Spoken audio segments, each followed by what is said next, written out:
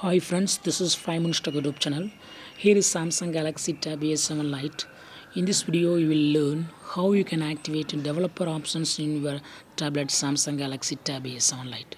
First of all, go to the settings of tablet and go to About Tablet here and go to Software Information and you will find build number. Just tap 7 times on the build number.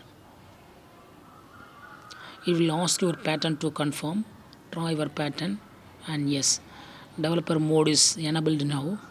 To check it, go to about phone and about tablet, and below about tablet you will find a developer options. Just click it and here you can check several things like memory, bug report, desktop backup, password, stay awake, OEM unlocking, picture color mode, etc. If you want to turn off developer option, just here itself you can turn off the button and it will go off. And again, if you want to activate, you go to the build number and tap 7 times on the build number, it will be activated. That's all friends, thanks for watching, bye.